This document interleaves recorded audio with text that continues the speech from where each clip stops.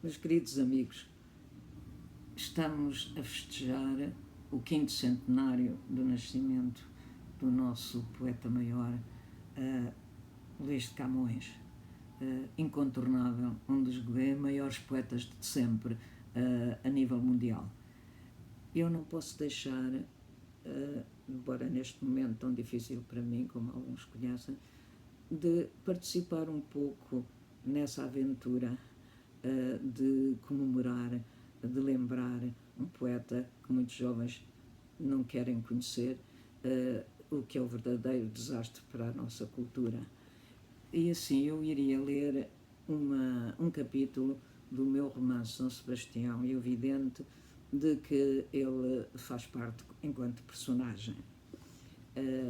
É quando ele regressa da Índia, está em Moçambique e vai ser ajudado pelos amigos que lhe pagam o transporte de Moçambique para Lisboa, onde ele estava em estado miserável. É o capítulo 47 do meu Dom Sebastião e o Vidente. Quando a nau Santa Fé surgiu no porto de Cascais, tanto os tripulantes como os passageiros sentiram o medo nos gestos das gentes que se afamavam nos cais ou faziam serviço nos botes que iam e vinham entre os molhos e os navios fundeados ao largo a transportar mercadorias e viajantes. — Que se passa? — perguntou Luís Vaz aos amigos que encontrou na coberta, debruçados na amurada, a falar com os tripulantes de uma barcaça. Trazia ainda no rosto, marcado pela dor da inesperada morte do poeta Heitor da Silveira, seu grande amigo e companheiro de viagem, cujo coração não resistira à emoção de avistar a pátria. — É a peste grande, pesar do diabo — respondeu-lhe Diogo de Couto, o cronista, com uma ruga de profunda preocupação a vincar-lhe a testa. — Matou mais de metade da população de Lisboa. Duarte de Abreu acrescentou: e dizem-nos aqueles dois que é um perigo entrarmos na cidade, pois a pestilência ainda causa mortes. Na zina do furor ceifou por dia 500 a 600 pessoas. Deixou de haver sítio e gente para enterrar os mortos. Mau pecado! Assim tão cedo não poderei imprimir os meus Lusíadas! Exclamou com profunda mágoa, fazendo sorrir os companheiros apesar da gravidade da catástrofe. Ao regressarem da Índia, haviam encontrado o poeta Camões em Moçambique, em ânsias de volver a Portugal, tendo como único património o manuscrito da sua espantosa epopeia.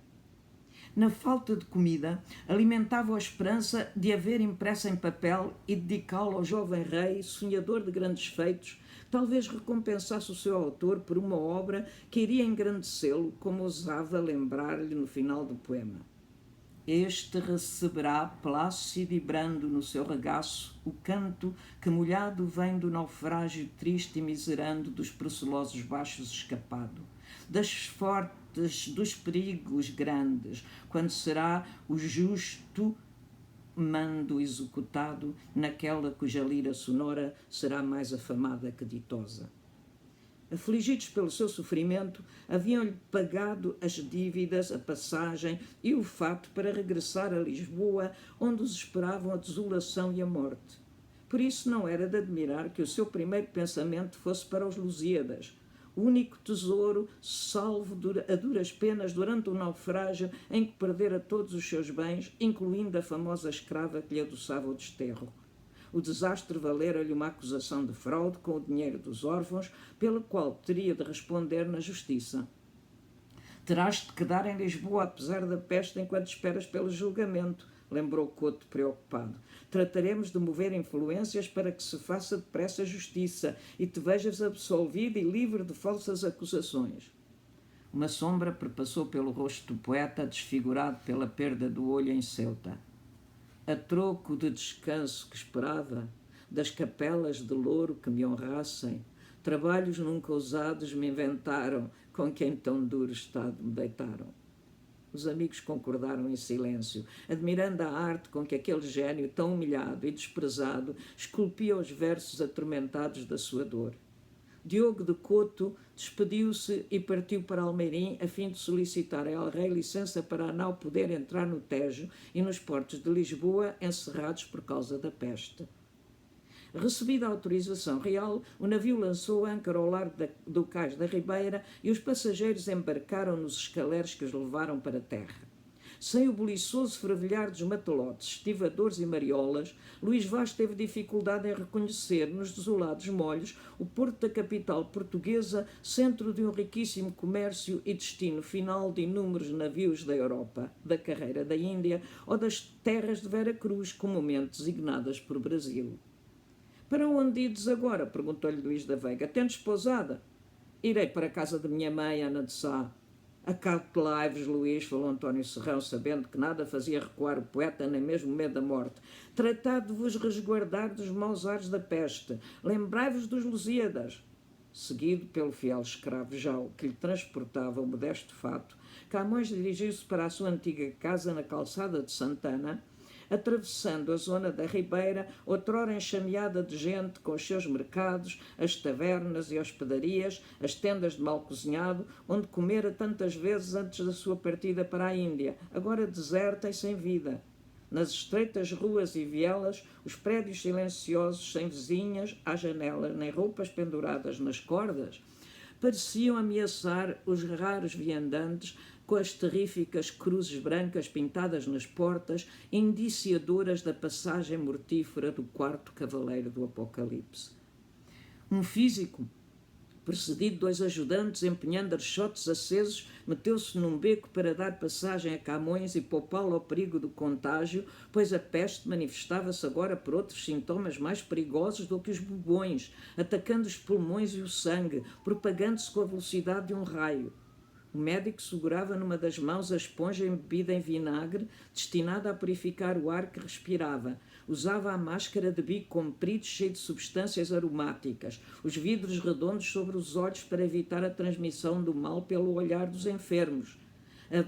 A veste violeta e o bastão vermelho de São Roque, que o mostravam à população como mestre da peste. O poeta agradeceu e cortejou a passagem, sentindo admiração pelo físico que, ao contrário de muitos outros, não fugira da cidade nem abandonara aos doentes a esta sorte.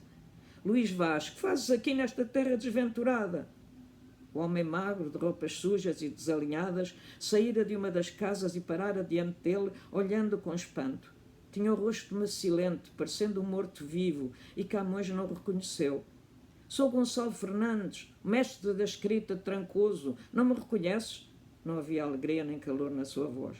Também não é para admirar com tudo o que passei.